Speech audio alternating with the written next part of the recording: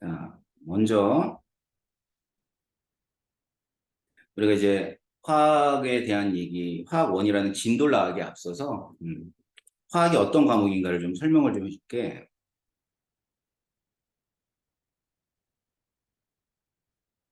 화학은 무슨 과목이라고 배웠어요?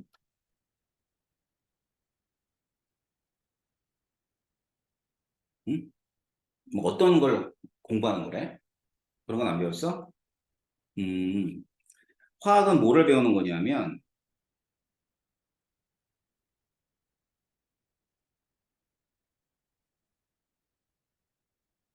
물질의 변화를 배우는 노트 없지. 선생님 이제 필기하는 게 좀 많이 있으니까 중간중간에 화학 노트를 준비했다가 이렇게 필기하는 부분들은 좀 필기를 하는 게 공부에 도움이 될 거예요.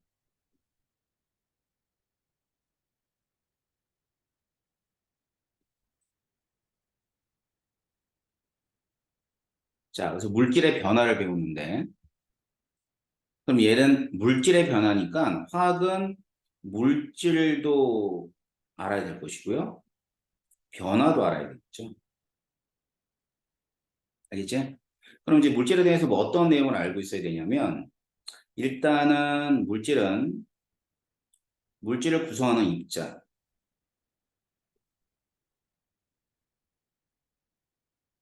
구성 입자. 자, 그래서 구성 입자라 그러면은 이런 거죠. 원자, 분자, 원자, 분자. 자, 원자, 분자 언제 배웠냐면 중학교 2학년 때 1학기 때 배웠을 거야. 그지? 근데 여기에 대해서 좀 더 구체적으로 화학 원에서는 다루게 됩니다. 그래서 화학 원엔 2단원하고 3단원이 그런 내용이야. 그래서 2단하고 3단원은 이번 방학 동안은 안 배워요. 음, 그다음. 그럼 물질 구성 입자가 있으면은 그 물질의 성질이 있어야 될 거 아니야. 그지? 성질. 근데 생각해봐. 물질이 한두 가지는 아니죠. 물질이 굉장히 많아요. 자, 그러다 보니까 그 많은 물질들을 일일이 우리가 그 공부할 수가 없거든. 그래서 이제 어떻게 나눠서 공부하냐면 그걸로 나눠서 공부해요. 상태. 그래서 기체는 어떤 성질이 있으며 액체는 어떤 성질이냐? 고체, 용액 이런 거 배워요. 자, 기체 배운 적 있어요, 없어요? 그쵸? 중학교 1학년 때 있죠. 중학교 1학년 때 배웠던 기체들이 고등학교 때 영향을 주겠어, 안 주겠어? 아니, 주죠. 중학교 1학년 때 배운 그 기체가 고등학교 때 나온 기체가 다른 기체가 아닐 테니까. 그래서 이거는 근데 화학원에서는 1단원의 기체에 관한 얘기를 배우게 되고, 그다음에는 따로 기체에 관한 얘기를 안 배웁니다. 그러니까 기체와 관계되어 있는 내용은 어디에만 나온다고 보면 되냐면 1단원에 나온다고 보면 돼요. 그럼 또 하나의 상태가 있는데 용액이라는 상태가 있어요. 용액. 자, 이 용액은 말이야, 물질이 섞여 있는 상태인데, 자, 이걸 어디서 배우냐면 이것도 화학원에서 1단원에서 배워요. 기억나요? 배운 지 얼마 안 되니까 기억은 날 텐데. 1단원에서 용액에 관한 얘기 배운 적 있어요, 없어요? 좋아. 그럼 구체적으로 물어봐 줄게. 농도에 대해서 배운 적 있어요? 그렇죠? 언뜻 기억나죠? 네, 자, 그게 바로 용액이에요. 자, 1단원에 해당하는 내용들이 이제 포함되어 있는 겁니다. 그다음 여기 변화를 배우죠. 변화. 자, 물질에 대한 얘기는 이런 식으로 이제 화학원에 몇 단원에 걸쳐서 구성되어 있고요. 그다음에 이제 변화를 배우는데 변화는 한마디로 얘기하면 화학 반응이야. 알았지? 자, 그래서 화학 반응이다. 그래, 반응이 어떻게 일어난지를 배워야 될 거 아니에요. 그게 원리거든요. 그래서 이 원리에 관한 얘기는 이제 화학 반응식이 있어요.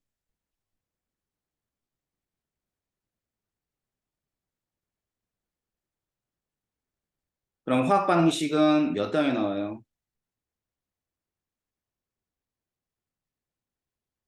1단원에서 나오죠. 그죠? 그러면 이제 원리에 관한 얘기를 배웠으니까 반응의 종류를 배워야 될 거 아니에요. 그래서 이 반응의 종류는 두 가지가 있는데 산화 환원 반응이라는 거고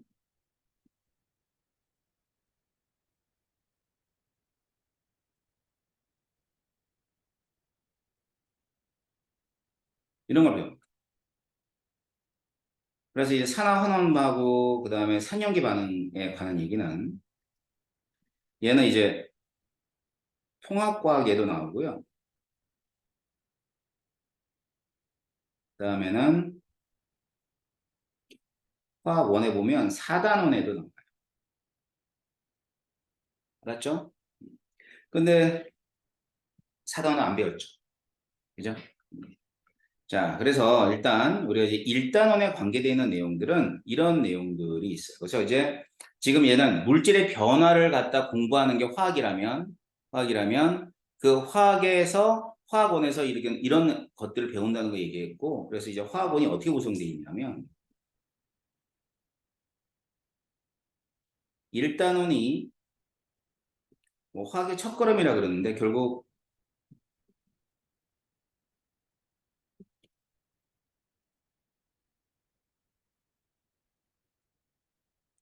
번외말 하지만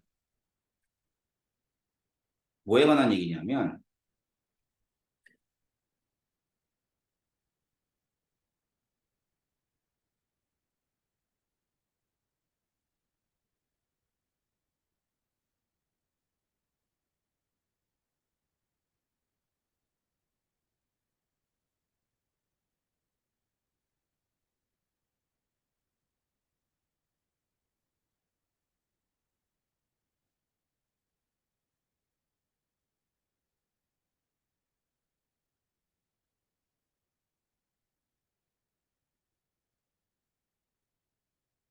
자, 화학의 첫걸음에서 배우는 건 이렇게 세 가지를 배워요. 주변의 물질. 그 주변의 물질을 배우는 이유는 뭐 이런 거지. 고등학교 화학이죠, 이게 화학원이. 자, 고등학교 화학을 배우고 나면 적어도 우리 주변에 어떤 물질들이 있는가는 한번 확인해 보세요. 이런 얘기예요. 그러니까 내용들이 상식적인 내용이 많겠죠. 화학식량과 몰 들어는 봤죠. 그다음에 화학 반응식 이게 이제 흔히 킬러 단원입니다. 세 가지를 배우게 되죠.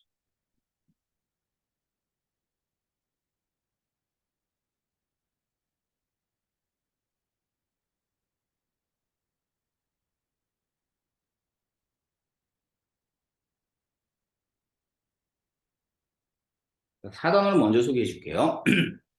4단원은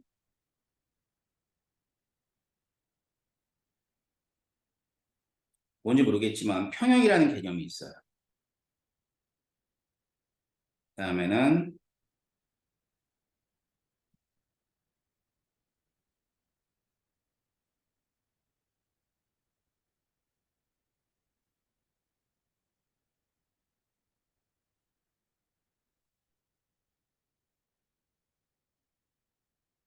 열화. 뭐 다 생소한 단어들이 많을 거야. 산연기 정도 들어봤을 거고 산화환원 정도 들어봤을 거야.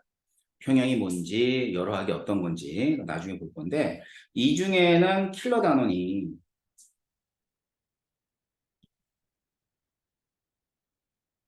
어려운 단원이라는 뜻이겠죠, 그죠? 킬러 단원이 이제 이 중화 반응, 산연기 반응이 중화 반응인데 얘가 킬러 단원이 됩니다. 그래서 7월하고 8월에 자 우리가 나갈 내용들은 이런 내용들을 나가요. 그러면은 이 단원은 이 단원 이 단어는 뭐 이런 거예요.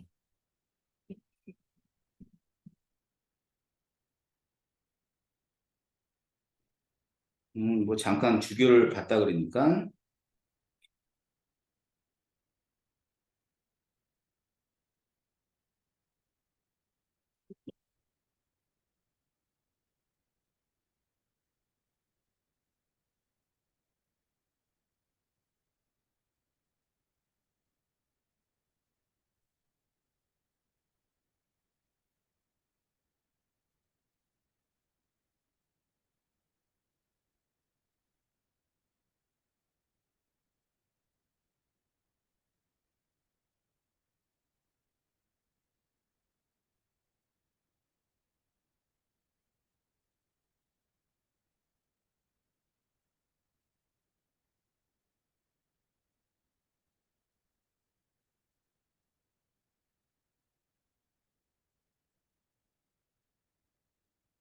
자, 크게 뭐 이렇게 되어 있습니다. 자, 그래서 이제 우리 일이 뭐였지? 김시연. 김시연.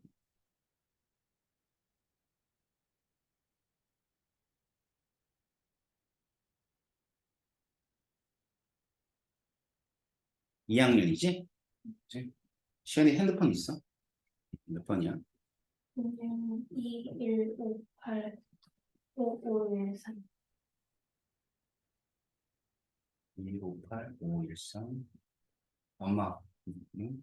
4050 5513. 4059. 5513. 맞아요?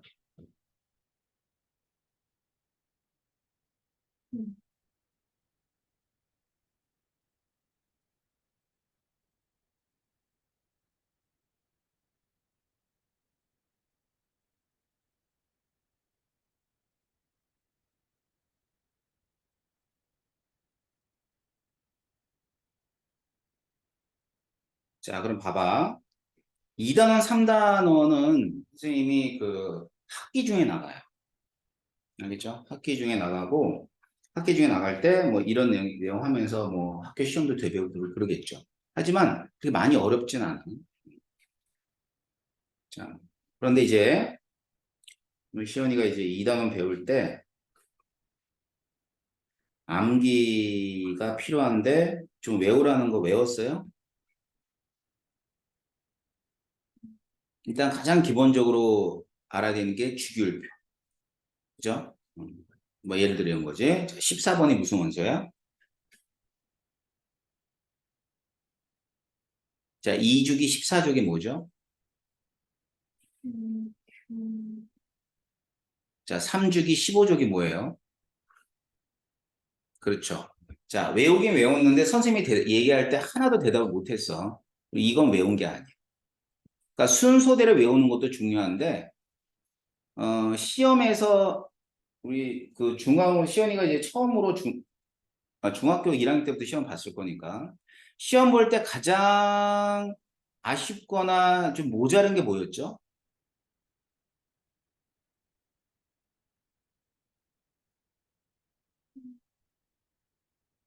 모르는 거? 혹은 뭐 시간? 어땠어요? 시험 볼 때? 시간은 안 부족했어요? 응? 그래요. 시간은 지금 중학교 과정은 괜찮아요. 널널합니다. 그런데 이런 내용을 배워가지고 우리 이제 이걸 배우는 이유가 뭐지? 중학교 과학을 잘하기 위해서야? 고등학교 과학을 잘하기 위해서야? 응? 고등학교 과학을 잘하기 위해서지. 그럼 고등학교 과학을 왜 잘해야 돼?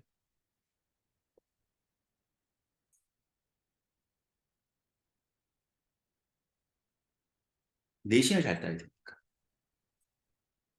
중학교 내신은 예를 들어서 뭐 특수 목적 고등학교, 영재고니 과학고니 이런 걸 가려면 중요해요. 그죠? 음. 근데 거기를 안 간다고 가정을 하자.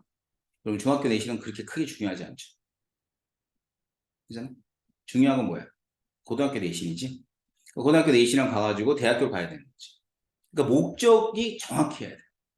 자, 목적이 정확해야지만 이 수업을 듣는 의미가 있다. 알았어. 그러니까 시연이가 이 수업 듣는 이유는 뭐 때문이야? 일단 첫 번째로는 고등학교 1학년 과학 내신 잘 따고, 그 다음에 직접적으로는 고등학교 2학년 화학 원 내신을 잘 따기 위해서야. 자, 2년 동안의 내신이 시연이의 대학교 레벨을 결정해주고 대학교의 전공을 결정해준다고 생각하면 되겠지? 알겠지? 그러니까 그럼 그 내신을 잘 따기 위해서 미리 공부를 하는 게 지금 중학교 2학년과 중3 때 일이에요. 그럼 미리 공부해뒀다가 다른 학생들과 경쟁력을 가지고 고등학교 1학년과 2학년을 무사히 맞춰서 좋은 내신으로 좋은 전공과 좋은 대학을 들어가기 위한 거죠. 맞죠? 그게 목적의식이야. 그러니까 목적이 정확하다면, 자, 외우는 것도 조금 더, 뭐라 그러지? 성실하게 외운다라는 얘기를 합시다. 알았어요? 자, 그래서 여기도 좀 외워야 되고요. 여기도 좀 외워야 돼. 그러니까 외우지 않으면은 지금 얘기한 것처럼 선생님 얘기했잖아요. 자, 지금 원소를 보고 얘가 몇 주기 몇 쪽인지. 예를 들어 규소가 있으면 규소는 3주기 14쪽이고요. 그죠? 마그네슘은 3주기 2족이고요. 그러니까 몇 주기 몇 쪽이라는 게 또는 몇 주기 몇 쪽에 어떤 원소가 있다는 걸 정확하게 파악하지 못하면 뭐가 많이 들어갈까? 시간이 많이 들어가. 중학교 때나 시험 시간이 부족한 게 없어. 근데 고1만 가도 시험 시간이 부족해. 응? 근데 수능을 볼 때는 더더욱 부족해. 자, 고등학교 3학년까지 무엇과 싸워야 되냐면, 일단은 첫 번째로는 자기 자신을 이제 공부에 맞춰가지고 내용들을 숙지하는 데 있겠죠. 그게 첫 번째예요. 하지만 두 번째는 시간과의 싸움이에요. 시간과의 싸움. 알았지? 아주 어려운 문제들을 몇 분 안에, 30분 안에, 60분 안에 풀어내야 된다는 거죠. 그렇기 때문에 이 암기사항이 그만큼 중요한 겁니다. 이때 외우면 돼요. 지금부터. 지금 외우면은 언제 까먹겠지. 내년에. 그지? 내년에 외우면 또 그 다음에 까먹겠지. 계속 까먹어요. 계속 까먹다 보면 언젠가는 기억이 나겠죠. 근데 그게 앞으로 몇 년이냐면 되게 많죠. 4년이나 남았어요. 수능까지. 그죠? 4년 동안은 충분히 외울 수 있습니다. 알았어. 근데 시도도 안 해보면 안 되겠죠. 이건 그때 가서 하는 거고요. 자, 일사단어는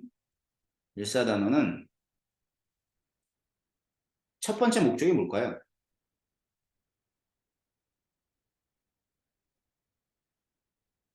이런 것도 잘 하려고. 응? 아니에요. 킬러 단원이 이제 뭐 윤석열인가 뭐 대통령이 걔가 뭐 없앤대. 킬러 문제를. 올해 9월을 나와보면 알겠지? 9월 시험 보고서 또 정확히 알려줄게. 자, 킬러 문제가 있어요. 이 킬러 문제가 어떤 문제냐면은 이런 거야. 일단 킬러 문제 다 틀리면은 몇 등급 나올 것 같아요? 수능에서.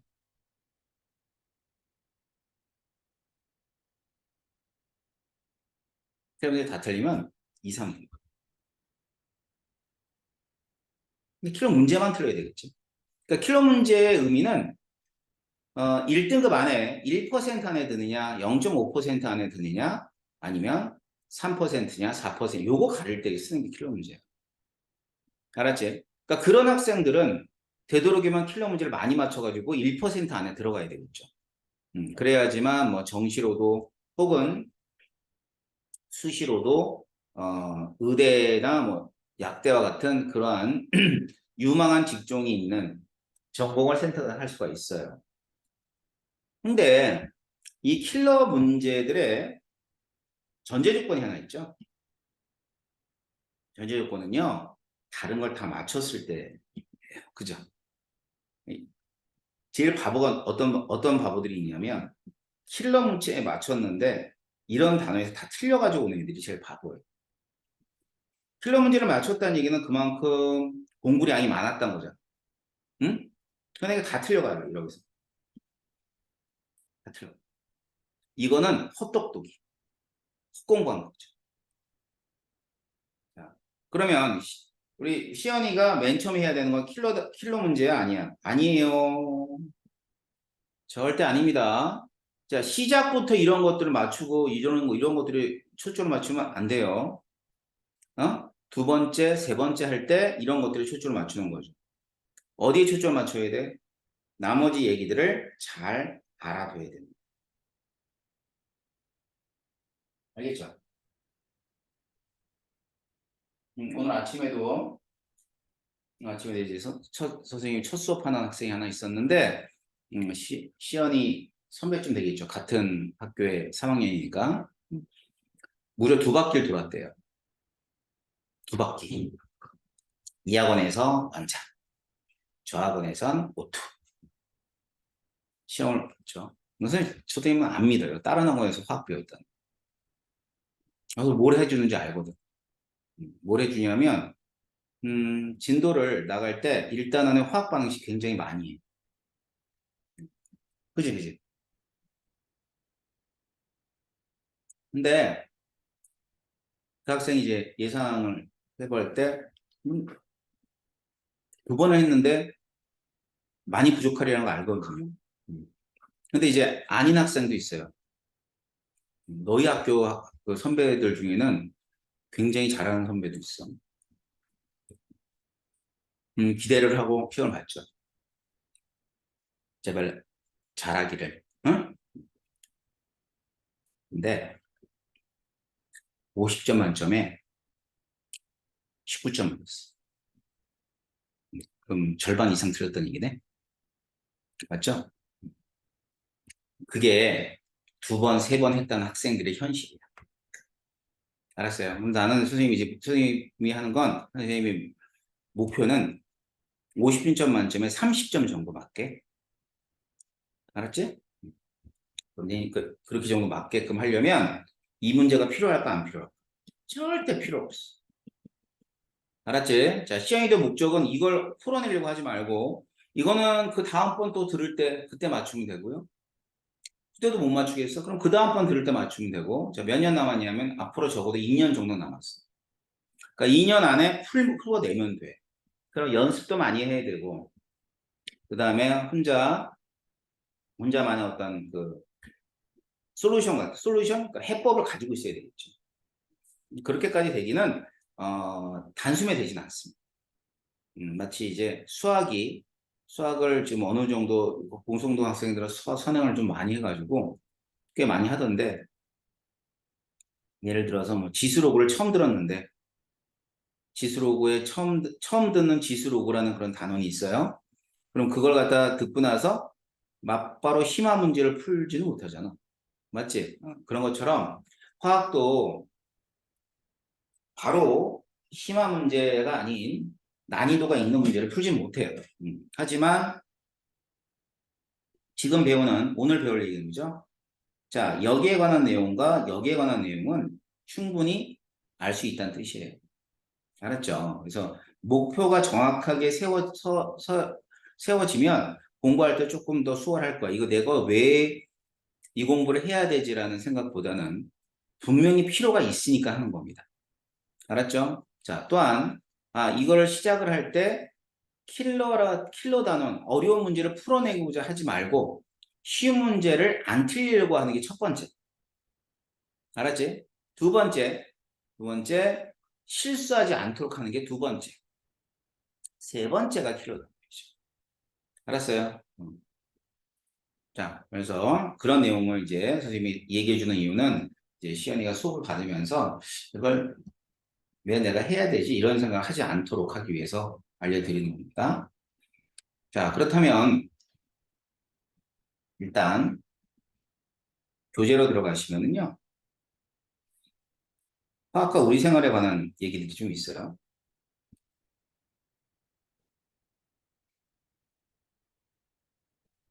자, 여기 한번 펴볼까요? 페이지는 12쪽.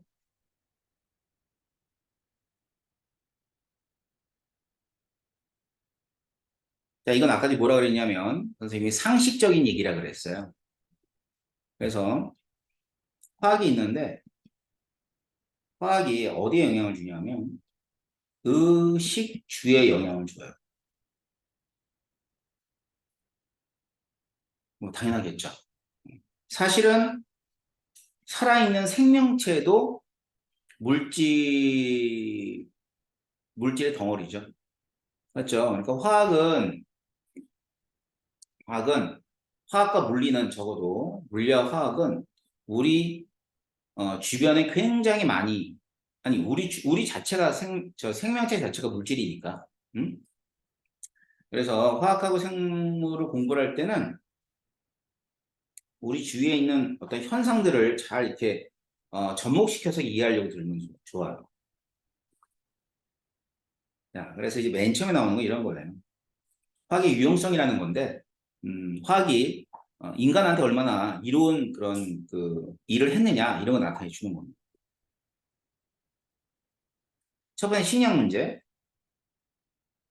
자, 화학이 발전하기 전에는요, 사람들이 퇴비나 분뇨 같은 것들을 이용했죠. 음, 그런 거 이용해서 뭐 농작물을 재배를 했다고요. 그래서 이런 것들을 천연 비료라 그래요.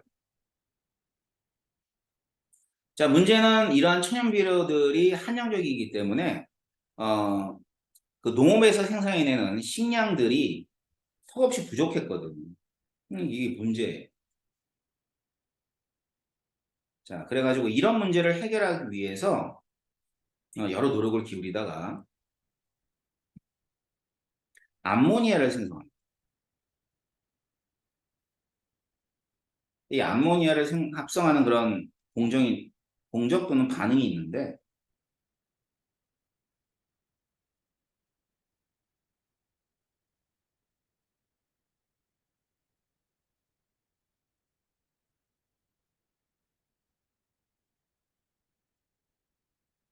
자, 이거는 하버 보슈법이라고 그래요. 들어본 적 있어요? 하버 보슈법? 그래서 암모니아를 대량 생산하게 되는 거죠.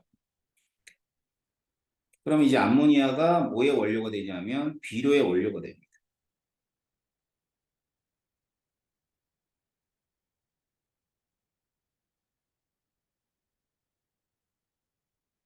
자, 그리고 비료를 갖다 대량 생산하니까 그만큼 식량이죠.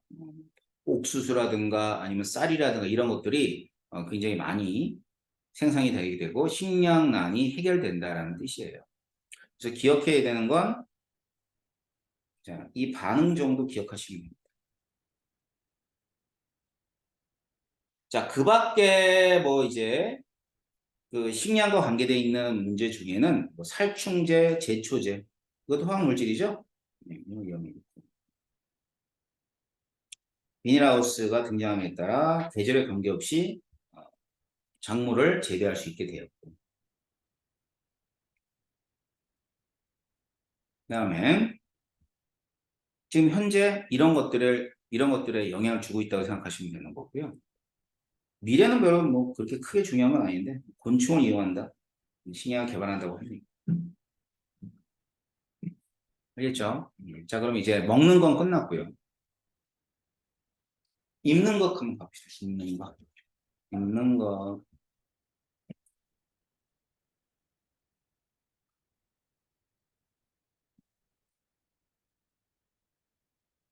예전에는요, 예전에는 그 면이라든가 마라든가 이런 걸 이용해서 우리가 옷을 해 입었어요. 그럼 이런 섬유를 뭐라 그러냐면 이런 섬유를 천연 섬유라고 그러죠. 맞지?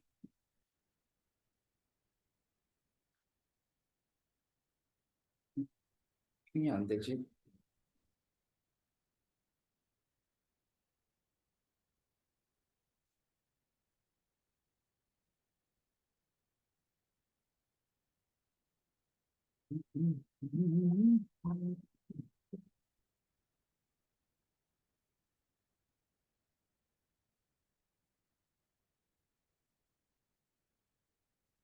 자, 그러면은 여기 보자. 질기고 쉽게 닳지 않고 이랬네. 잠깐만요. 헤드가 얼었어요. 씨.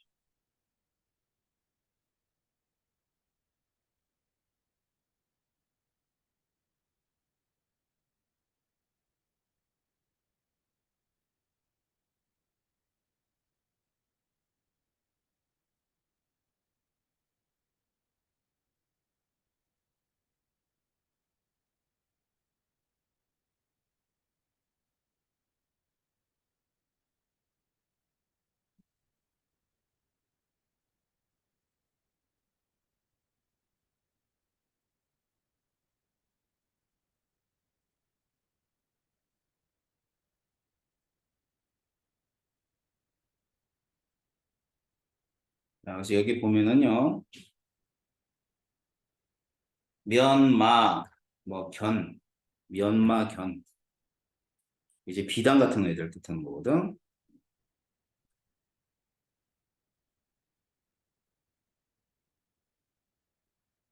그러니까 얘들은 흡수성하고 이런 게 좋대요.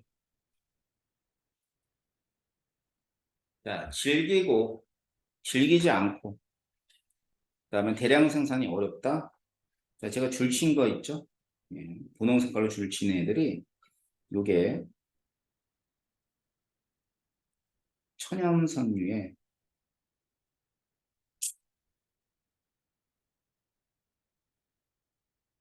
단점.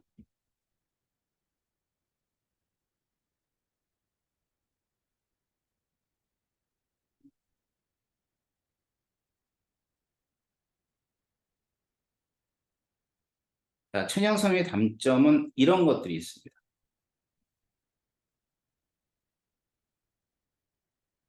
자, 그러면 이런 천연섬유를 사용하다가 이제 최근 들어서 뭘 쓰게 되냐면 합성섬유를 쓰게 되죠. 그래서 합성섬유를 보게 되면 질기고 값이 싸고 대량 생산 쉬운. 자, 결국 천연섬유의 단점이 합성섬유의 장점이 돼요. 그래서 합성섬유는 자, 첫 번째 나일론. 자, 나일론은 어떠한 의미를 가지고 있는 거냐면 일단 최초의 합성섬유예요.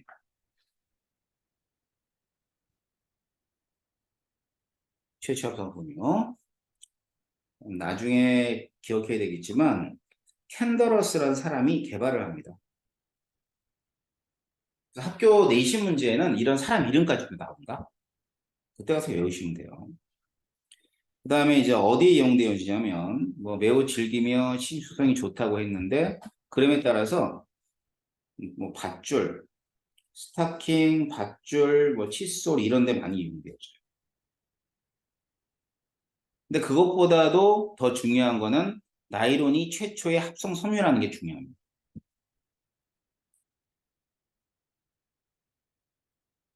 자, 그다음 자, 폴리에스터라는 그런 물질이 있습니다. 폴리에스터. 폴리에스터는 어떤 특징이 있냐면 구겨지지 않는다. 자, 그래가지고 와이셔츠라든가 양복 같은 데 이용되어지는 그런 섬유가 폴리에스터예요. 이게 이제 폴리아크릴, 열에 강한 섬유예요. 자, 하지만 지금 그 시연이가 꼭 기억해야 되는 건 나일론 정도 기억합니다.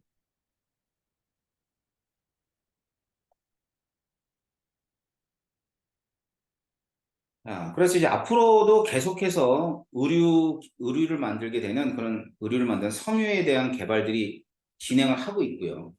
그다음에 다양한 기능에 해당하는 그 기능성 의류들이 이렇게 시판되고 있는 거. 자, 그런 것들이 이제 미래의 의류 문제를 해결해야 될, 그러니까 미래에 우리가 해결해야 될 문제라고 보시면 됩니다. 아셨죠? 자, 그럼 이 됐고, 어디로 갈까? 주거생. 의식 주니까 주거생활이겠죠. 자, 지금 주거생활의 문제는 일단은 여기 있죠. 가장 큰 게 예전에는 집을 져놓으면 오래 못 갔다는 거야. 건축 자재들이 이제 지금과는 좀 달랐겠죠. 그래서 이런 화학적으로는 가장 중요한 물질이 철이에요, 철.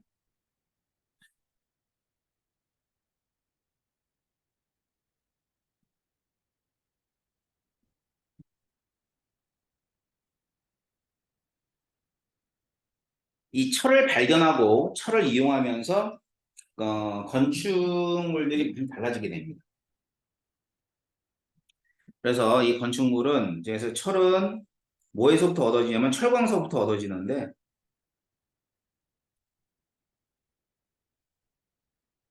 이런 반응이 일어나요. 용광로에서.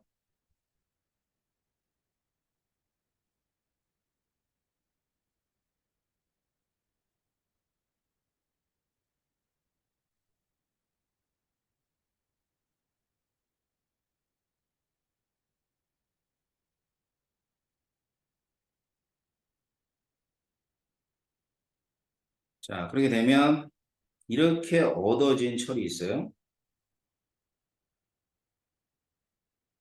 이 철을 이용해 가지고 뭐 다리도 짓고 여러 가지 차도 만들고 이러는 거죠. 그런데 이제 그거보다 더 중요한 거는 이 철을 이용해서 우리가 지금 뭐 하고 있죠? 주거 생활의 어떤 변화를 얘기하고 있잖아. 철을 이용해 가지고 이 철근 콘크리트 있지. 얘를 만들어요. 이게 아주 획기적인 거지. 알았지? 그래서 일반적인 콘크리트보다는 굉장히 강한 거죠. 강도를 높인 그러한 건축 재료가 철근 콘크리트예요. 그래서 이런 건축 자재가 변하면서 건축물이 다시 말하면 우리가 사는 공간들이 굉장히 많이 변하게 되는 거죠. 자, 그 밖의 것들도 봅시다. 자, 그다음 철도 밑에 이제 시멘트죠, 시멘트. 뭐 시멘트도 굉장히 획기적인 건축 자재에 해당합니다. 그래서 시멘트와 관련되어 있는 반응은 CaCO3. 이게 석회석이에요. 여기다가 뭐를 가하면 열을 가해요.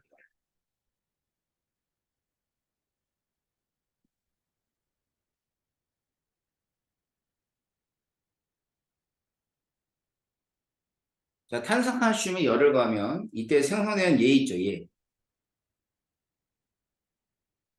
이 이름이 뭐라 그러죠? 응? 생석회? 생석회 이전에 사실은 산화칼슘이지. 맞죠? 생석회.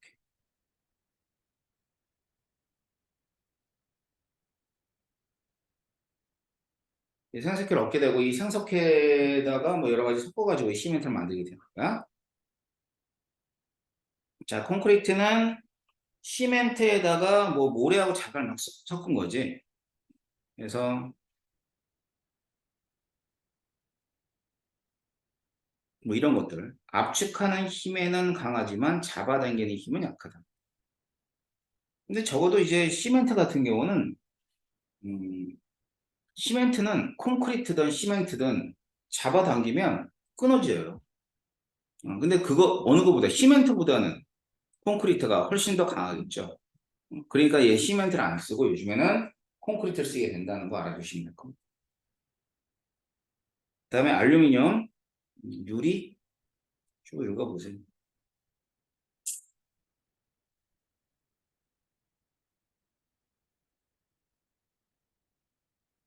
자, 그러한 그 건축 자재가 있고요. 그다음 또 하나 화석연료. 자, 화석연료를 이용해서 난방을 해요. 그래서 화석연료라는 게 뭐냐면 화석연료라고 하는 것은 석유,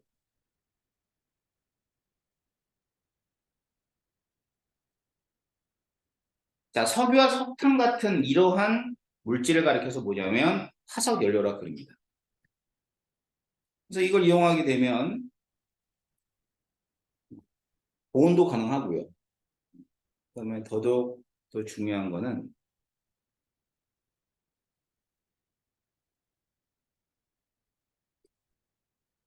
자, 플라스틱이나 합성고마 같은 애들을 만드는 원료로 쓰입니다. 이게 중요하죠. 그래서 이제 화학 반응, 그게 우리 일상생활에서 일으키는 것 중에 첫 번째가 화석 연료가 됩니다. 알겠죠? 자, 그래서 의식주에 관한 걸 배우고요. 그 다음에 다른 걸 좀 볼 겁니다. 다른 건 뭐냐면 우리 생명체는 뭐로 되어 있냐면 물이 대부분인데 물 말고 나머지 부분이 바로 이제 탄소 화합물로 되어 있어요. 그래서 이 탄소 화합물에 관한 얘기는 잠깐 쉬면서 개념 확인 문제 확인하시고요. 쉬었다가 진행하도록 하겠습니다.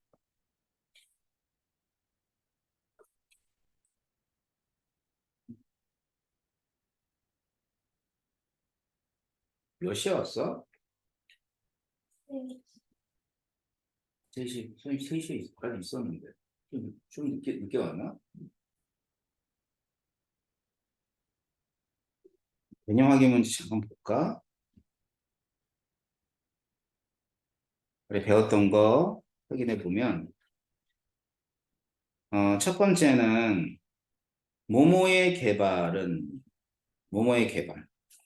뭐의 개발일까? 응? 네. 그렇죠.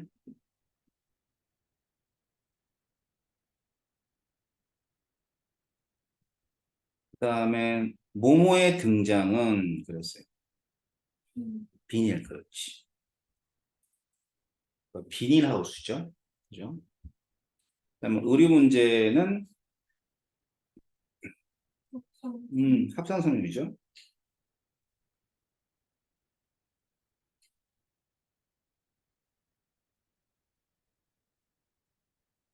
그 다음 의료 문제 이제 하나 더 있는데, 염료가 있어요, 염료.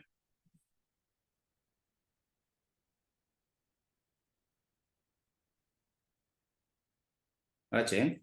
염료. 그러니까 염료는 잘 나오진 않는, 그러니까 문제에서는 잘 안 나오는데, 알아는 두세요. 그러니까 예전에는 염료를 뭘 썼을까?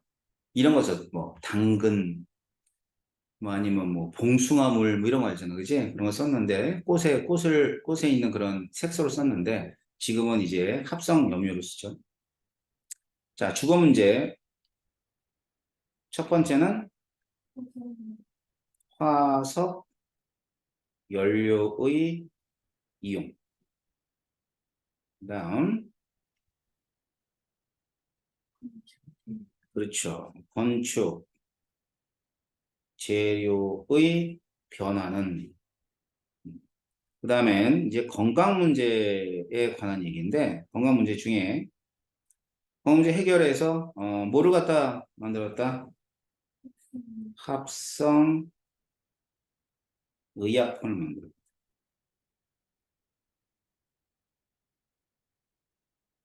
근데 이제 합성 의약품은 교재마다 달라요. 근데 이제 지금 합성 의약품 잠깐 보면, 앞에 잠깐 넘겨볼까? 얘 정도 잘 알아두세요. 아스피린. 아스피린은 이제 살리실산하고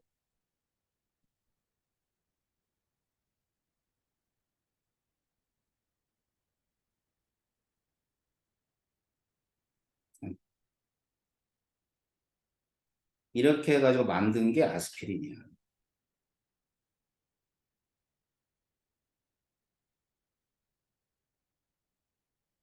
그런데 얘가 물질이 어떤 물질이냐면 아세틸 살리실산이라 그러는데 상품명이 아스피린. 이거 좀 알아두시면 됩니다. 그래서 이제 진통 해열제인데 여기에 아스피린의 의미는 최초의 합성 의약품이다. 알았죠? 최초의 합성 의약품이다. 라는 게 가장 아스피린에 대한 첫 번째 특징이에요. 두 번째가 해열 진통제. 알았죠? 자, 페니실린은 들어봤죠? 이거는 최초의 항생제.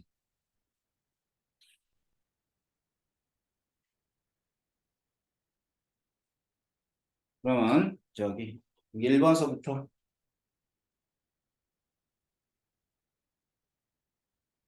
물질의 이름을 쓰면 뭐죠? 암모니아. 그렇죠. 의료 문제와 화학에 대한 설명으로 옳은 것은 옳지 않은 것은 자, 천연소는 값비싸고 대량 생산이 쉽다. X죠. 비싸고 어려워요. 합성성이 개발되면 천연섬유를 완전히 대체하게 되었다.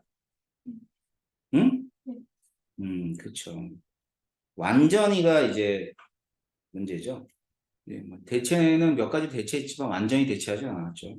나이론은 최초의 합성섬유이고 캐드러스 개발할 때 맞죠? 네. 음. 자, 그 다음엔 폴리에스터가 있습니다. 맞아요? 예, 지금 현재 폴리에스터를 가장 많이 이용되어집니다. 합성 염료의 개발로 원하는 색깔의 의류를 입을 수 있게 되었다. 맞아요. 자, 그 다음에 나이론 어디에 쓴다 그랬죠? 스타킹이었어. 그 다음에 폴리에스터는 예, 양복에 있어요. 폴리아크릴은 예, 수방복. 열에 강하기 때문에. 자, 다음에 설명하는 구축계는 뭘까요? 예? 이건 그렇죠. 콘크리트. 자, 화석 연료는 연소 과정에서 많은 에너지를 방출함으로 연료로 이용돼요. 맞아요? 그다음에 현대 건축재를 얻는데 화학 건축 재료를 얻는데 화학적 방법이 이용되고 있다. 맞아요? 그렇죠. 철을 재련하는 것도 화학 반응이고, 그다음에 또 뭐 시멘트 만드는 것도 화학 반응이지. 그다음에 철과 알루미늄을 철광석을 코크스에 넣고 용광로에서 녹이는 반응. 철과 알루미늄은 철광석을 코크스와 함께 용광로에서 높은 온도로 가열해 얻는다. 철은 맞아요. 응? 뭐가 안 되냐면 얘가 안 돼. 알았어. 이 알루미늄은 뭐 얻을 때는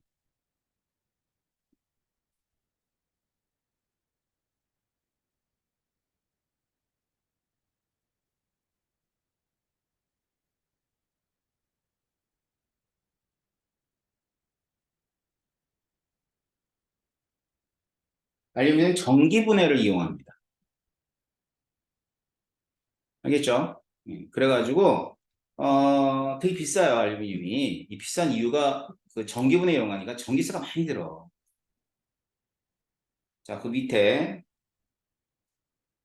이 이름 뭐죠 이거? 가는 뭐예요? 음, 나는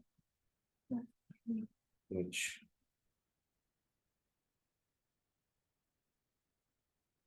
알겠죠?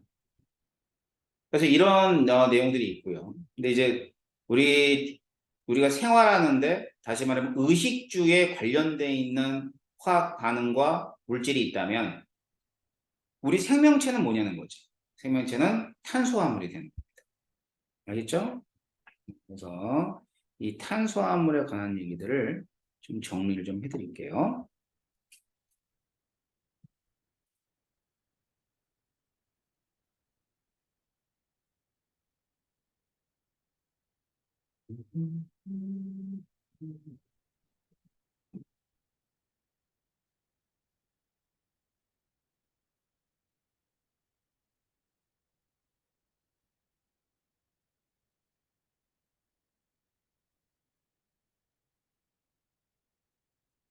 탄수화물.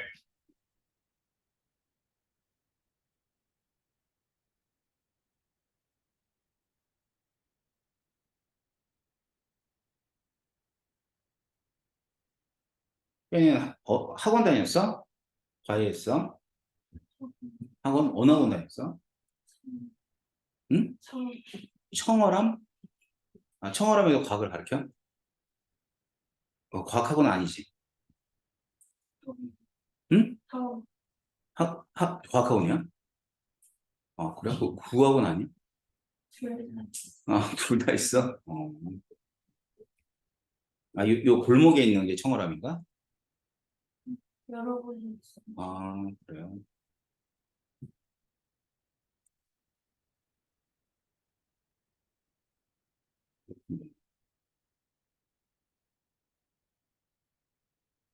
선생님은 너 메가스타디 알아? 응. 메가스타디 있었어. 광주 메가스타디 없잖아. 서울에 있어, 서울.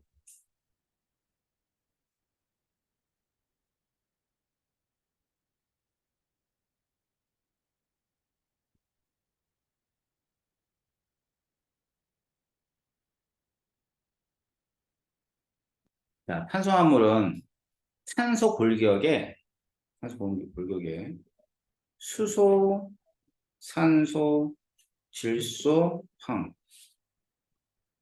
자, 이와 같은 원소들이 결합된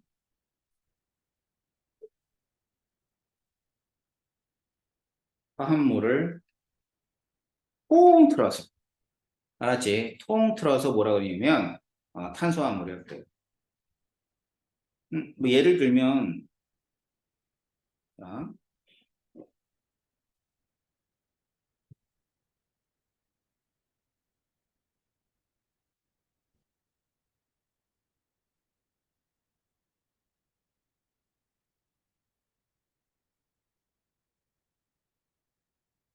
자, 지금 탄소 골격이라는 얘기는 이런 거야. 뭐 두 개나 혹은 세 개나, 뭐 이런 걸 이제 골격, 마치 뼈다귀지, 뼈다귀. 이런 것처럼 이제 쭉 나열되어 있는 거지, 탄소들이. 여기에 뭐 이렇게 질소도 연결해 있고, 수소도 연결돼 있고, 산소도 연결돼 있고, 뭐 이래요. 이런 식으로. 알았죠? 그러니까 탄소 골격에 여러 가지 원소들이 결합되어 있는 거야. 알았어요? 그럼 이제 지금 그린 이 물질이 되게 유명한 물질이죠. 들어봤나요? 아미노산이라고? 응? 대표적으로 가장 간단한 아미노산이 이렇게 생겨먹었어. 자, 이런 걸 탄수화물이라고 그럽니다. 그러면 탄수화물의 특징.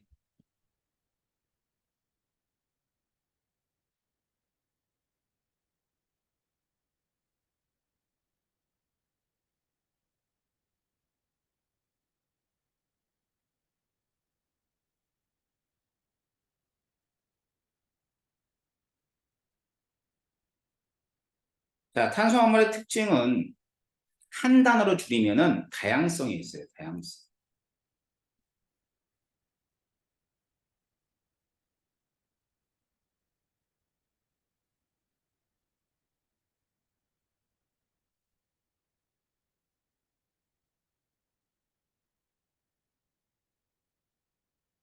그럼 이 특징이 다양성이라는데 이 다양성을 결정하는 첫 번째 특징 중에 하나가 다중결합이라 그래서 이게 다중결합 뭐냐면 이런 거야.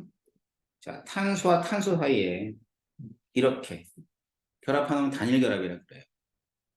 근데 탄소와 탄소 사이에 이중결합, 탄소와 탄소의 삼중결합 이게 다 가능합니다.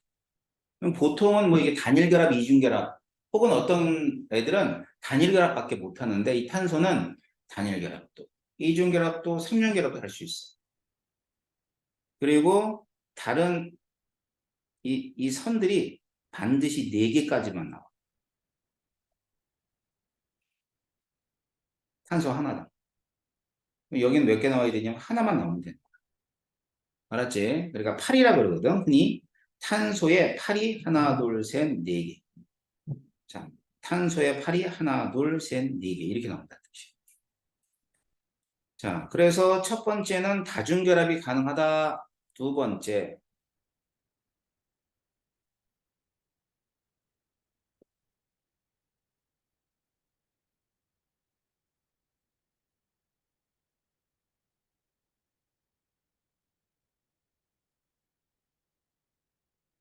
탄소들이 이런 식으로 일렬로 쭉 나열된 구조를 사슬처럼 생겼다 그래서 사슬 구조라 그래요. 그다음에 탄소들이 이런 식으로 나열되어 있는 경우를 고리처럼 연결되어 있던 고리 구조라고 합니다. 알았죠? 자, 그래가지고 이 두 가지 자, 다중결합이 가능하다. 구조가 사슬 또는 고리가 있다라는 게 이제 이게 다양성을 결정해 주는 거죠.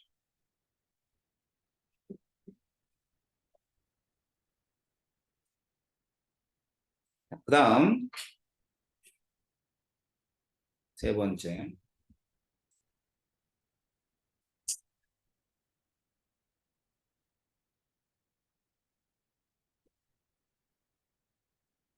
탄수화물은 전체가 분자로 되어 있어.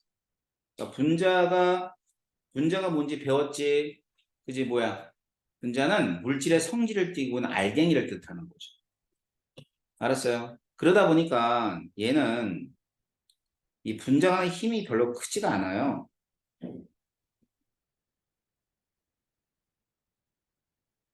힘이 약해.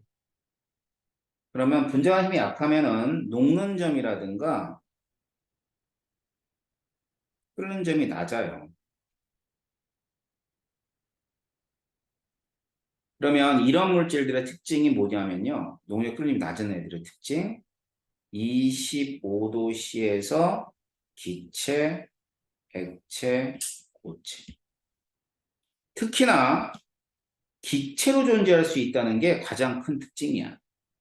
탄수화물이. 알았죠? 뭐 대표적인 기체로 되어 있는 애들 뭐 있을까? 뭐 메테인 같은 애들. 그지? 이런 애들이 이제 기체로 되어 있는 애들이거든. 그다음 네 번째. 이거 물에 잘 녹을까요? 안 녹을까요?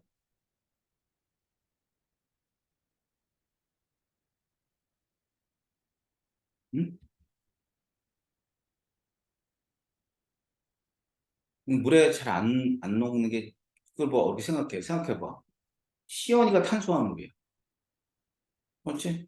이거 다 탄수화물이잖아. 물에 잘 녹으면 어떻게 되냐? 시연이 샤워하면 사라져. 그치? 그런 일이 있을 수가 없잖아. 그러니까 결국 얘는 물에 잘 녹지 않는다.